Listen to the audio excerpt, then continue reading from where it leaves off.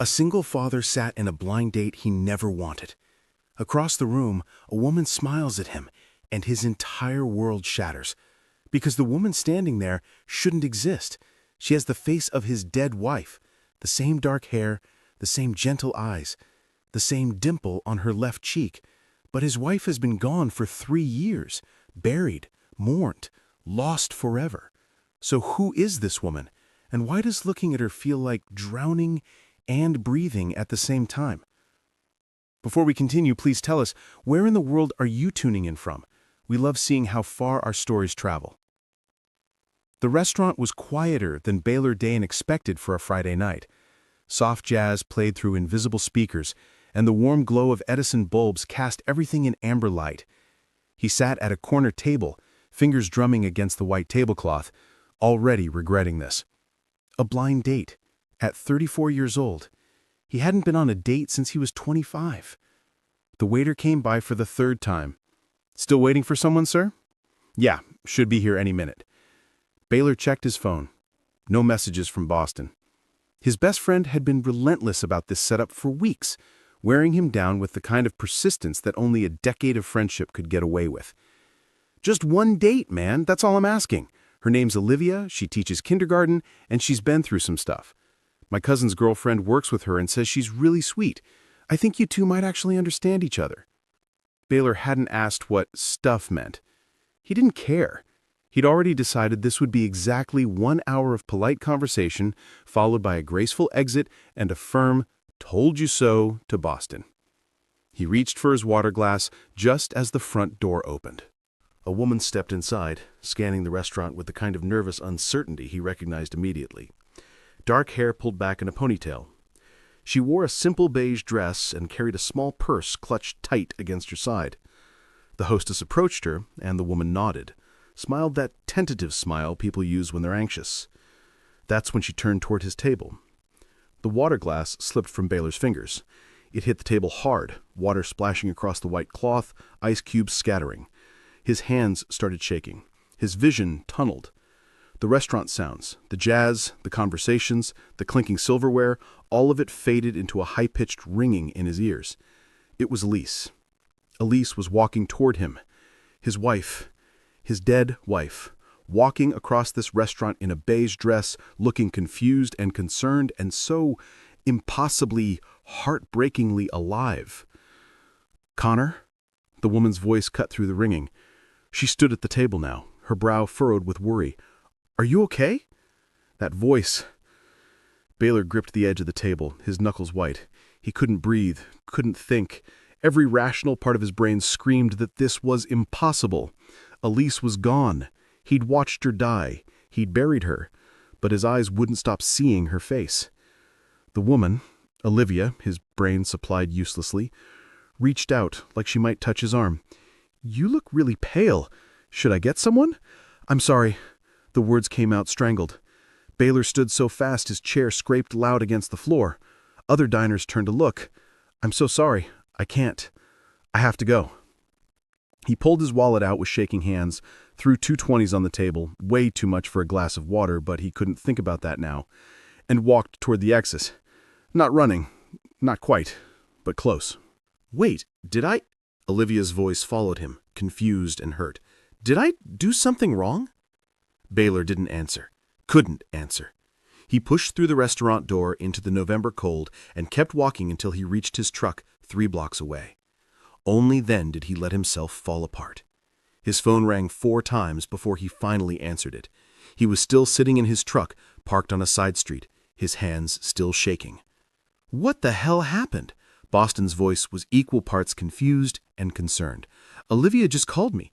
She said you ran out of the restaurant like the building was on fire." Baylor pressed his forehead against the steering wheel. "I couldn't do it." "Couldn't do what? Have a conversation? Man, I know dating is scary after everything, but she looks exactly like Elise." Silence on the other end. "What?" "Olivia." Baylor's voice cracked on the name. "She has Elise's face, Boston. The same hair, the same eyes, the same everything. Down to the dimple on her left cheek. I looked at her and I saw my wife." That's not possible." Boston sounded genuinely shocked. I've never met her before tonight. Sarah's the one who knows her from work. She just said Olivia was new to Columbus and seemed really sweet. She never mentioned anything about... You've never seen her? No, man. I was just the messenger. If I'd known she looked like Elise, I never would have... Boston's voice was thick with guilt now. I'm so sorry. I had no idea. Baylor let out a shaky breath. At least that made sense. Boston would never have put me through this intentionally. It's not your fault, Baylor said. You couldn't have known. What do you mean she looks exactly like Elise? I mean exactly. Like looking at a ghost. I couldn't breathe. I couldn't think. I just had to get out of there. Boston was quiet for a long moment. Baylor could hear him breathing, could almost hear the wheels turning in his head. Baylor, didn't you tell me Elise was adopted? What does that have to do with... Sarah mentioned something about Olivia when she was trying to convince me to set you guys up. She said Olivia had moved to Columbus looking for family, that she was searching for someone. Baylor's heart stopped. A sister, Boston continued slowly, the pieces clicking together. Sarah said Olivia was searching for a twin sister she'd been separated from when they were kids. The pieces fell into place with a sickening click. Elise had been found wandering alone at a state fair in Oregon when she was 3. No parents, no identification, no memory of where she came from. The police searched for weeks, but nobody ever claimed her. She'd spent her whole life believing she'd been abandoned, that nobody had wanted her. I think you just met your wife's twin sister, Boston said quietly. Baylor didn't go home right away. He drove aimlessly through Columbus for an hour, his mind spinning through memories he'd carefully boxed away. Elise at 20, walking into that community center where he was teaching basic car maintenance to single mothers. She'd been late, flustered, apologizing to everyone as she found a seat. When she smiled at him, shy at first, then radiant, he'd forgotten every word of his prepared lesson. Elise at 22, saying yes when he proposed in the parking lot of that same community center. No fancy restaurant, no elaborate plan, just the two of them and a ring he'd saved 6 months to afford. Elise at 23, holding their newborn daughter with tears streaming down her face. She's perfect, she whispered. We made something perfect. Elise at 28, lying in a hospital bed with machines beeping around her. Her body failing, but her spirit somehow still bright. Promise me you'll find happiness again, she'd said, squeezing his hand with what little strength she had left. Promise me you won't stop living. He'd promised, but he'd never intended to keep it. When Baylor finally pulled into his driveway, it was past 9. The house was dark, except for the living room lamp Clara always left on when he was out. He found his daughter curled up on the couch in her pajamas, supposedly doing homework, but clearly waiting up for him. At 9 years old, she was too smart for her own good. How was your date? Clara asked, closing her math textbook. Baylor sank into the armchair across from her. It was complicated. Did she like you? I don't know, sweetheart. I didn't really give her a chance to. Clara studied him with those serious brown eyes that reminded him so much of Elise. Was she mean? No, not mean. Baylor rubbed his face with both hands. She just reminded me of someone. Mom? Sometimes his daughter was too perceptive. Yeah, he admitted quietly. Mom. Clara was quiet for a moment, picking at the corner of her textbook. Do you think Mom would want to be alone forever? The question hit him square in the chest. No, Baylor said honestly. No, I don't think she would. Then maybe you should give the lady another chance. Clara stood up, gathering her homework. Mom used to say, second chances are how we fix our mistakes. She kissed his cheek and headed upstairs, leaving Baylor alone with thoughts that felt too big for his head. The text came 3 days later, while Baylor was under the hood of a 2015 Honda Civic at his shop. I think we need to talk, Olivia. He stared at the message for a full minute before Boston noticed. That her? His friend leaned against the Honda, arms crossed. Yeah. You gonna answer? Baylor set down his wrench. His hands were covered in grease, but somehow that felt appropriate. Everything in his life felt messy right now. I don't know what to say to her. How about the truth? Boston suggested. Crazy concept, I know. The truth is insane.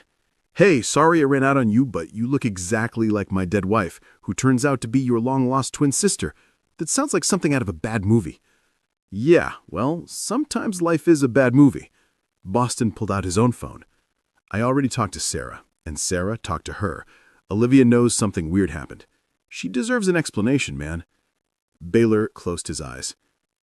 Did Sarah tell her about Elise? Just the basics, that you're a widower, that your wife passed away 3 years ago, and also that she looks exactly like your wife, but she didn't went into details. She figured that's a conversation you two need to have face to face. The wrench felt heavy in Baylor's hand. He set it down carefully on the workbench. Where? She suggested Miller Park. Tomorrow at 2. She'll be there. Baylor took a breath, nodded. Okay, he said quietly. Okay. Miller Park was mostly empty on a Tuesday afternoon in November. The trees were bare, their branches dark against a gray sky that threatened rain.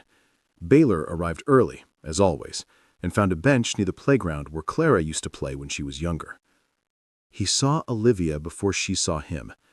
She walked down the path slowly, hands tucked into the pockets of a green jacket, her dark hair pulled back in a ponytail. Without the restaurant lighting and his panic, he could see the small differences now. Olivia was maybe an inch taller. Her cheekbones were slightly sharper. Her walk was different, more deliberate where Elise had been fluid. But the resemblance was still staggering. When Olivia spotted him, she hesitated. Then she walked over and sat on the opposite end of the bench, leaving a careful distance between them. For a long moment, neither of them spoke. "Your friend's girlfriend told me you're a widower," Olivia finally said, "that your wife passed away 3 years ago?" Baylor nodded, not trusting his voice yet. "And I'm guessing I look like her?" "Exactly like her. It's uncanny." Olivia took a shaky breath. "Can you tell me about her? About your wife?" So Baylor told her. About meeting Elise at the community center, about her laugh that could warm the coldest room, about her work as a pediatric nurse, about their wedding, their daughter, the 6 beautiful years they had together. And then he told her about the illness, the viral myocarditis that attacked Elise's heart, the 4 months of fighting, the Tuesday morning in March when she died holding his hand. By the time he finished, Olivia was crying. Olivia pulled something from her jacket pocket, a photograph, worn at the edges from being handled too many times. She held it out to him. Baylor took it with shaking hands. The photo showed 2 little girls, maybe 3 years old, sitting together on a porch swing. They were identical, same dark hair and pigtails, same bright smiles, wearing matching yellow dresses. Behind them stood a young couple, the man's hand on one girl's shoulder, the woman's hand on the other. "That's us," Olivia whispered. "That's me and my sister. And those are our parents." Baylor couldn't speak. He stared at the photo, at the family Elise had never known she had, at the life she'd been ripped away from. We were at the Oregon State Fair, Olivia continued, her voice thick with emotion. My parents said it was crowded. Thousands of people everywhere. They were only distracted for a minute. Just 1 minute. And when they looked back, my sister was gone. A tear fell onto the photograph. Baylor wasn't sure if it was his or hers. They searched for her for the rest of their lives. Filed police reports, hired private investigators, never gave up hope. They died 5 years ago in a car accident, still believing she was out there somewhere, still looking. She never knew, Baylor said roughly. Elise never knew she had a family searching for her. She died thinking she'd been abandoned, that nobody had ever wanted her. The weight of that truth crushed down on both of them. Olivia turned to look at him fully, tears streaming down her face. "Tell me about her, please. Tell me everything about my sister." They talked for 3 hours.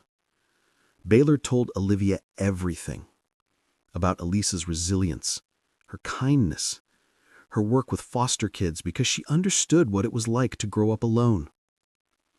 About the way she cried happy tears when Clara was born. About the notes she left in his lunch. About her terrible singing voice and her love of sunflowers.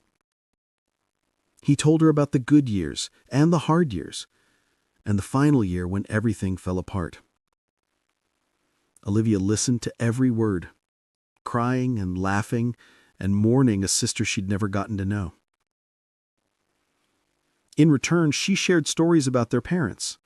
Their mother was a teacher, their father a carpenter. They'd been good people who loved their daughters fiercely. They'd celebrated the twins' birthday every year, even when one of them was missing. They'd kept a room ready, just in case. "I've been searching for her since I was 18, Olivia admitted. "I knew I had a twin out there somewhere. I could feel it, like part of me was missing. I've spent years looking through foster care records, reaching out to agencies, following dead-end leads." "And you ended up in Columbus," Baylor said. "I moved here 6 months ago because an old record suggested a girl matching her description had been placed with a foster family in Ohio. It was another dead end. But I stayed because, I don't know, something felt right about this place. The universe had a cruel sense of timing. By the time they left the park, the sun was setting and the temperature had dropped. Clara would be home from school by now, probably wondering where he was. Would you," Baylor hesitated, "would you want to meet her, my daughter? She's 9. She remembers Elise. Not perfectly, but enough." Olivia looked at him with something like hope and fear mixed together. "Are you sure?" "No," I admitted, "but I think Elise would want you to know her daughter, and I think Clara deserves to know her mom had a family who loved her." "Then yes," Olivia said softly, "I'd like that very much." Clara met Olivia on a Saturday afternoon. Baylor had tried to prepare his daughter, tried to explain the impossible situation without overwhelming her, but the moment Clara walked into the living room and saw Olivia sitting on the couch, she stopped dead. "Mommy?" The word was barely a whisper. Baylor's heart broke clean in half. "No, sweetheart," he said gently, kneeling beside her. "This is Olivia. She was your mom's twin sister." Clara stared, her young mind trying to process what her eyes were seeing. Then, slowly, she walked closer. Olivia sat very still, tears already streaming down her face as this little girl studied her with intense focus. "You look just like her," Clara finally said.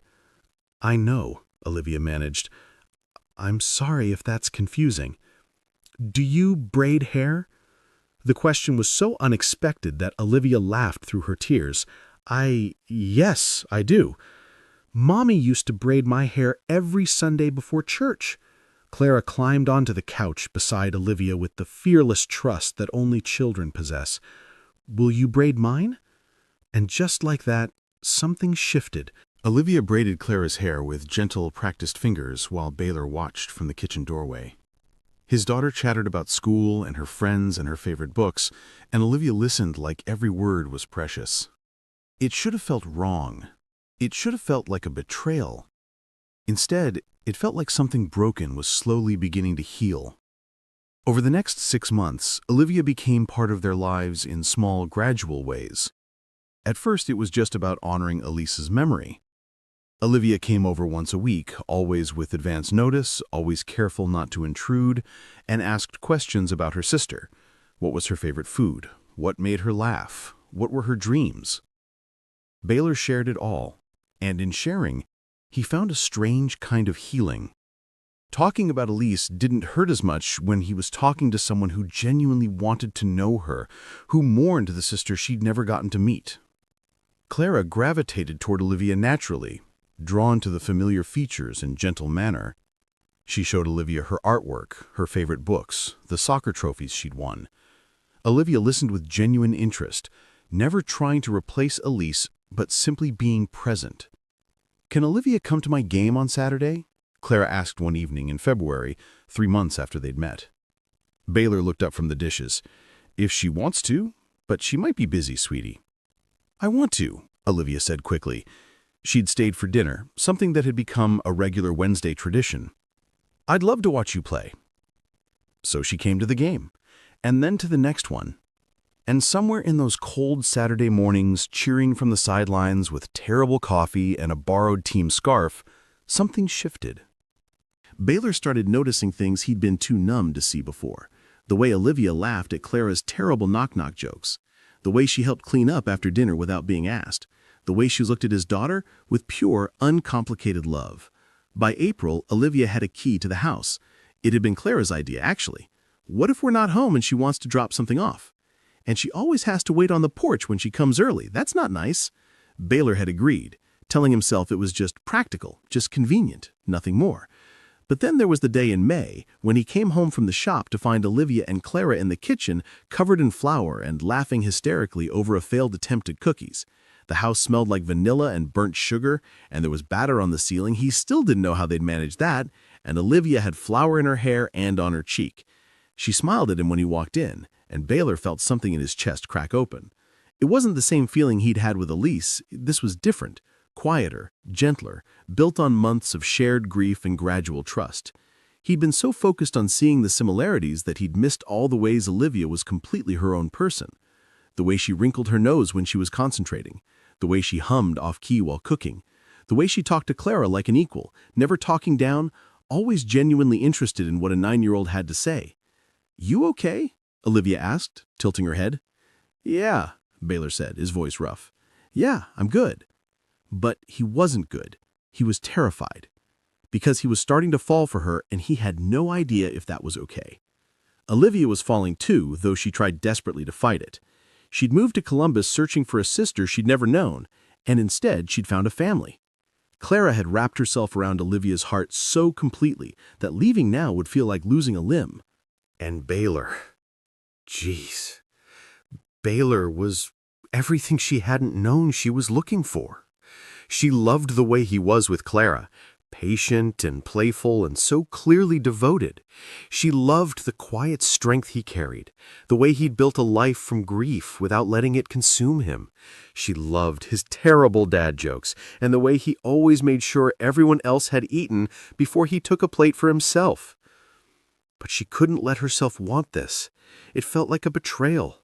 To Elise. To the memory of a sister she'd never known. What kind of person fell in love with her dead twin's husband? What kind of person wanted to step into a life that wasn't hers to take? She told herself she would pull back, put some distance between them, stop coming over so often. But then Clara would text her with a picture of something funny that happened at school, or Baylor would call to ask if she wanted to grab lunch, and Olivia couldn't bring herself to say no. By June, 6 months after that disastrous blind date, Olivia knew she was in too deep. It was a Sunday morning. She'd come over to braid Clara's hair for church, like she did most Sundays now. Clara was chattering about summer camp while Olivia worked through a French braid, and Baylor was making pancakes in the kitchen. It was so domestic, so perfectly normal, so much like a real family that it made Olivia's chest ache. "All done," she said, securing the braid with a hair tie. Clara ran to the mirror, admiring the work. "Perfect! Thanks, Olivia!" She hugged Olivia tight, then bounded off to find her shoes. Olivia stood there for a moment, her heart too full and too broken at the same time. This was what she wanted. This house, this child, this life. But it wasn't hers. It was Elise's. "You okay?" She turned to find Baylor watching her from the kitchen doorway. concern etched on his face. "Yeah," Olivia lied. "Just thinking." "About what?" "Everything. Nothing. How much it would hurt to walk away. How much it would hurt to stay, knowing these feelings would never be returned." "About how lucky Elise was," Olivia said instead. "To have all of this. To have you and Clara." Something flickered across Baylor's face, an emotion she couldn't quite read. "I think we were the lucky ones," he said quietly. "And now, I think we're lucky to have you too." The words hung in the air between them, weighted with meaning neither of them was quite ready to acknowledge. Olivia swallowed hard. "I should probably go. I have some errands to run before—" "Stay for breakfast," Baylor interrupted. "Please. The pancakes are almost done, and Clara will be disappointed if you leave."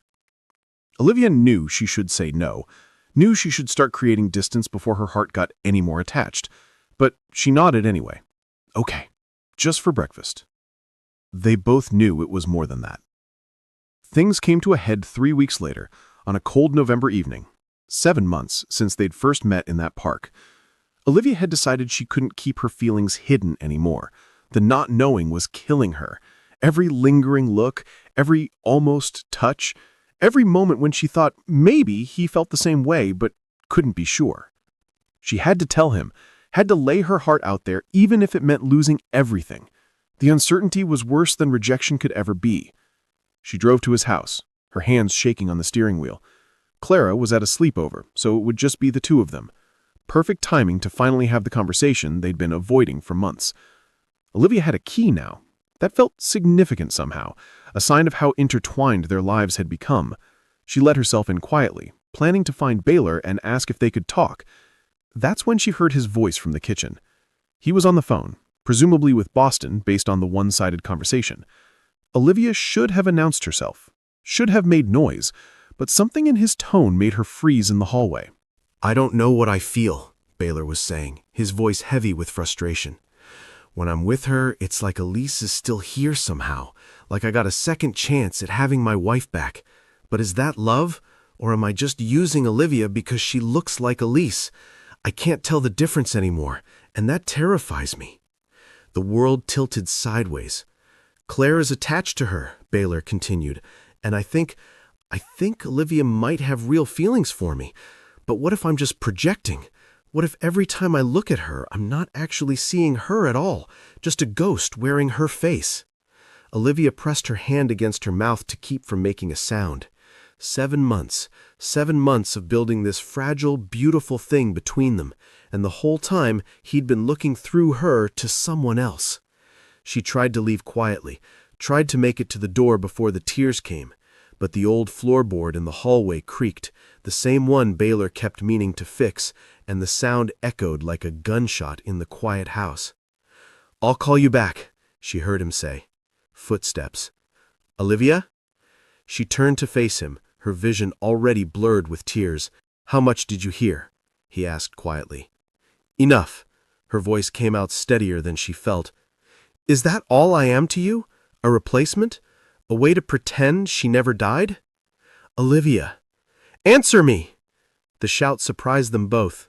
7 months, Baylor. 7 months of dinners and movie nights and braiding Clara's hair and convincing myself that maybe this could be real. Was I just fooling myself the whole time? "I don't know." The admission tore out of him like a confession. "I don't know what this is between us. I look at you and I see her, and I hate myself for it because you deserve better than that." "I fell in love with you." The words came from somewhere deep and desperate inside her. "Not with the idea of replacing my sister, with you. The way you are with Clara, the way you've kept Elise's memory alive without letting it destroy you, the way you make me feel like I finally belong somewhere after spending my whole life searching for a family I never got to know." Baylor reached for her, but she stepped back. "But I can't do this if I'm just a ghost to you. I can't spend my life wondering if you're seeing me or seeing her. I won't be someone's second choice, someone's consolation prize." "You're not? Then tell me what I am." She was crying fully now, months of uncertainty and hope and fear pouring out. Tell me that when you look at me, you see Olivia, not Elise, not some second chance at what you lost. Me. The silence stretched between them, heavy and damning. Baylor opened his mouth, closed it. His own eyes were wet now, his face twisted with an anguish that might have broken her heart if it wasn't already shattered. "I can't," he finally whispered. "I can't tell you that because I don't know if it's true. And you deserve someone who's sure." Olivia felt something inside her crumble to dust. "You're right. I do deserve that." She walked to the door, each step feeling like moving through water. Her hand was on the doorknob when Baylor spoke again. "Please don't go." She turned back. He was standing in the middle of the living room, looking lost and broken and so painfully uncertain. "I think the best thing I can do is leave," Olivia said, surprised by how calm her voice sounded. "I never should have let myself fall for you. I'm sorry. I'm so sorry I messed everything up." "You didn't mess anything up. This is all on me. It doesn't matter whose fault it is." She wiped at her tears with the back of her hand. "What matters is that you're not ready. Maybe you'll never be ready. And I can't wait around hoping you'll wake up one day and actually see me."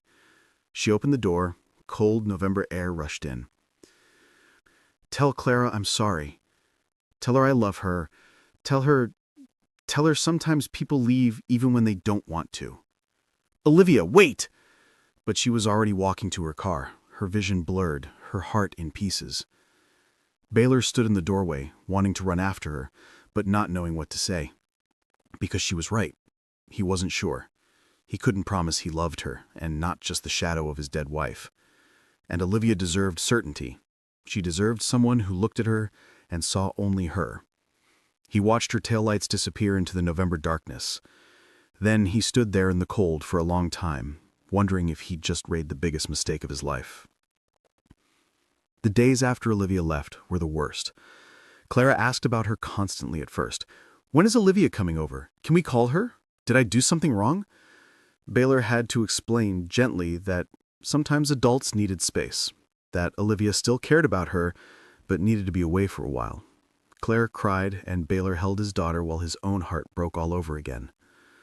Work became his escape. He threw himself into the shop, taking on extra jobs, staying late every night. Boston tried to talk to him, but Baylor shut him down every time.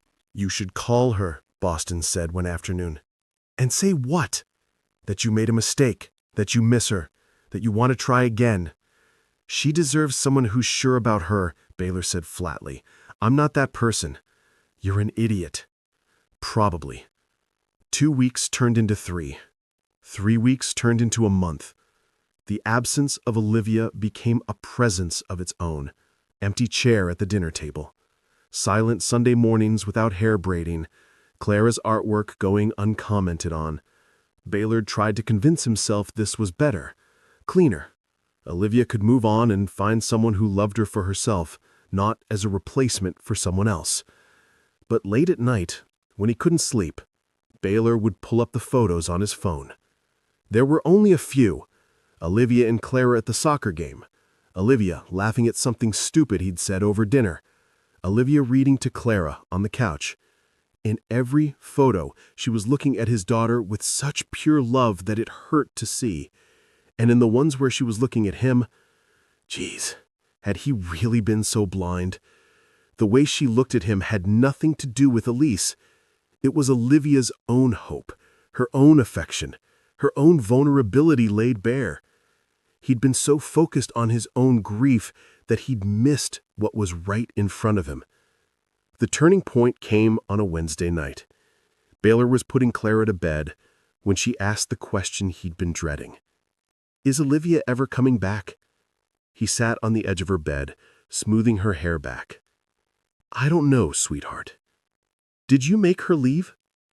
The question hit him like a physical blow. It's complicated, he said weakly. That's what grown-ups always say when they mess up. Clara's voice was small but pointed. Uncle Boston says you're scared. Are you scared, Daddy? Baylor took a shaky breath. Yeah, I think I am. Of what? How did he explain this to a 9-year-old? How did he explain that loving someone new felt like betraying someone he'd lost? That every time he looked at Olivia, he saw both the woman he'd loved and the woman he was afraid to love. "I'm scared of forgetting Mommy," he finally admitted, "and I'm scared of not being fair to Olivia." Clara was quiet for a moment, thinking with that serious expression she got sometimes. "Mommy told me something before she died. I was only 6, but I remember. She said love doesn't run out. She said we have enough love in our hearts for lots of people, and loving new people doesn't make us love old people any less." Tears burned in Baylor's eyes. "She said when she died, she wanted us to keep loving people, to let new people in, because that's what love is supposed to do, grow bigger, not smaller." "She told you all that?" "Well, she said it simpler, but that's what she meant." Clara reached up and wiped a tear from his cheek. "I think Olivia loves us, and I think you love her too. You're just being dumb about it." Baylor let out a sound that was half laugh, half sob. "When did you get so smart?" "I've always been smart. You just don't listen." He pulled his daughter into a fierce hug, holding her tight while everything inside him rearranged itself. Elise had made him promise to find happiness again.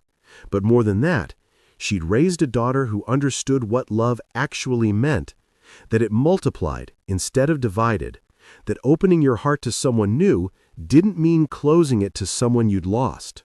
And Olivia had never asked him to forget Elise. She'd honored her wife's memory, learned everything she could about the sister she'd never known, loved Clara with the same fierce protectiveness Elise would have had. She hadn't tried to replace anyone, she'd just tried to love them. And he'd thrown that back in her face because he was too afraid to let himself heal. "I need to fix this," Baylor said, pulling back to look at Clara. His daughter smiled. "Then what are you still doing here?" Baylor tried calling first. Olivia didn't answer. He tried texting. The messages showed as delivered but not read. He showed up at her apartment on Thursday evening. No answer at the door. Friday he went to the elementary school where she taught, but the secretary told him Miss Olivia had called in sick. He left a note. No response. By Saturday he was desperate enough to call Boston. "Have you heard from her?" "No, man. Why would I?" "Because I'm running out of options here. I need to talk to her." Boston sighed. "Sarah mentioned that Olivia's been staying with her friend Marissa.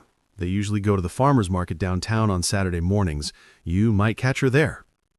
Baylor was already grabbing his keys. The downtown farmer's market was crowded with weekend shoppers browsing vegetables and handmade crafts. Baylor moved through the crowd searching for her.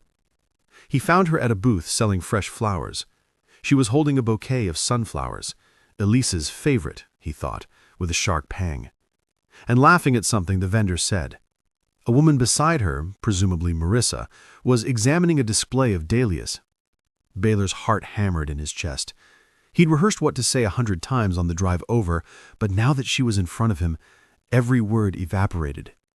He must have made some sound because Olivia turned. The laughter died on her face. The sunflowers drooped in her hand. "Baylor," she said quietly, "what are you doing here?" "I needed to see you." Marissa looked between them, reading the tension immediately. "I'll just go look at the jam over there," she said, giving Olivia a meaningful look before disappearing into the crowd. Olivia set the sunflowers down carefully. "I don't think there's anything left to say." "There's everything left to say." Baylor stepped closer. "I've been an idiot. I'm not arguing with that. You were right about everything, about me being scared and confused and not being fair to you. The words tumbled out in a rush. But I need you to know something. You weren't a replacement. You were never just someone wearing Elise's face." Olivia's expression didn't change, but he saw her hands tighten on the edge of the flower table. "When I look at you," Baylor continued, "I see someone who braids my daughter's hair on Sunday mornings and cries during kids' movies and leaves terrible puns in my lunch bag. I see someone who spent 7 months learning about a sister she never met just to honor her memory. I see someone brave enough to fall in love with a broken man and a grieving daughter, even though it would have been easier to walk away. Baylor, I see Olivia, he said firmly, not Elise, not a ghost, you. And I'm so sorry it took me this long to figure that out. A tear slipped down her cheek. She brushed it away quickly. How do I know you mean that? She asked, her voice barely above a whisper. How do I know this isn't just guilt or loneliness? How do I know you're actually ready? It was a fair question, one he'd been asking himself for the past week. I don't have perfect answers, Baylor admitted. I'm probably always going to love Elise. She was my first love, the mother of my daughter, and I can't just turn that off. But Clara said something that made sense to me. She said love doesn't run out, it grows. Loving Elise doesn't mean I can't love you. Remembering her doesn't mean I can't build something new with you. Olivia was crying openly now, not bothering to hide it. I've spent 7 months falling in love with you, with your kindness and your strength and the way you love my daughter like she's your own. I don't want to lose that. I don't want to lose you. And if you're willing to give me another chance, if you can forgive me for being so blind, I promise I will spend every day making sure you know exactly how much you mean to me. What if it's not enough? Olivia's voice broke. What if we try this and you wake up one day and realize you are wrong? Then we'll figure it out together. But I don't think I'm wrong. My heart knows the difference between grief and love, and what I feel for you is real. The market bustled around them, vendors calling out prices, children laughing, the smell of fresh bread and flowers mixing in the cold air. But in that moment, it was just the two of them. Olivia took a shaky breath. Clara must miss having someone braid her hair. Hope flared in Baylor's chest. She does. She talks about you every day. And you? Do you miss me? Every single second. Olivia looked at him for a long moment, searching his face for something. Whatever she found there must have been enough, because she stepped forward and let him pull her into his arms. She fit perfectly against him, her head tucked under his chin, her hands clutching the back of his jacket. Baylor held her tight, breathing in the scent of her shampoo and feeling the tension drain from both of them. I'm still scared, Olivia whispered against his chest. Me too, but I think that's okay. We can be scared together. She pulled back just enough to look up at him. If we do this, if we try again, I need you to promise me something. Anything. Promise me that when you look at me, you'll tell me what you see. When doubt creeps in, when you're confused, when you're scared, talk to me. Don't let it build up until it explodes. I can handle honesty. I can't handle being left in the dark. I promise, Baylor said, and meant it with everything in him. Olivia stood on her toes and kissed him. It was soft and tentative and tasted like tears and hope mixed together. When they pulled apart, both of them were smiling through the crying. Clara's going to be impossible when she finds out she was right, Olivia said. Baylor laughed. She's already impossible. This just gives her bragging rights. Marissa reappeared from wherever she'd been hiding, took one look at them and grinned. So I guess we're not going to lunch angry eating ice cream anymore. Nope, Olivia said, lacing her fingers through Baylor's. I think I have other plans. They took it slow this time. No rushing, no assumptions, just honest conversations and careful steps forward. Olivia came over for dinner that Sunday, chattering a mile a minute about everything that had happened in the past month. Baylor watched them together and felt something in his chest settle into place. This was right. Not easy, not simple, but right. Over the next few months, they built something new, something that honored the past without being trapped by it. Baylor told Olivia stories about Elise, and Olivia shared what little she knew about their parents. They visited Elise's grave together, the three of them, and Olivia left sunflowers. Thank you, she whispered to the headstone, for him, for Clara, for loving them so well. Baylor took her hand and held tight. There were hard days. Days when Baylor's grief caught him off guard and he needed space to fall apart. Days when Olivia felt the weight of stepping into a family that wasn't originally hers. But they talked through it. They were honest. They chose each other even when it would have been easier not to. A year after that farmer's market conversation, Baylor proposed. Not at a fancy restaurant or a scenic overlook. In their kitchen, while Olivia was making breakfast and Clara was doing homework at the table. It was ordinary and perfect and exactly right. "Yes," Olivia said, laughing and crying at the same time. "Yes, of course, yes." Clara cheered loud enough that the neighbors probably heard. They got married on a Saturday in June, in the same small church where Baylor and Elise had exchanged vows 15 years earlier. It felt like closing one circle and opening another. Olivia wore Elise's wedding ring on a chain around her neck, a gesture Baylor hadn't asked for, but that meant everything. Clara stood beside them as their maid of honor, beaming with pride. When the officiant pronounced them married, Clara whispered loud enough for the front 3 rows to hear, "Told you were being dumb about it." The whole church laughed. 4 years later, Baylor stood in his backyard watching Clara teach her little brother how to kick a soccer ball. The kid was only 3, but already showing the same fierce determination his big sister had at that age. Olivia came up beside him, slipping her hand into his. Her other hand rested on the small swell of her stomach, 6 months along with their second child together. "What are you thinking about?" Baylor said honestly. "How lucky I am. How close I came to missing all of this because I was too afraid to let myself heal." Olivia leaned her head against his shoulder. "Do you think Elise would approve?" It was a question she asked sometimes, usually late at night when doubt crept in. Baylor had learned to recognize it for what it was, not insecurity about their relationship, but a sister's hope that she was honoring someone she'd never gotten to know. "I think Elise would love you," Baylor said. "I think she'd be grateful that Clara has someone who loves her the way you do. I think she'd probably make fun of me for taking so long to figure out what was right in front of me." Olivia laughed softly. "Sounds like she was smart. The smartest. But so are you. And I love you. Not because you remind me of her. Just because you're you." It was something he made sure to say often now. A promise kept, a truth reaffirmed. "I love you too," Olivia said. In the yard, Clara tackled her little brother in a hug, and they both tumbled into the grass, giggling. The sound was bright and perfect and full of life.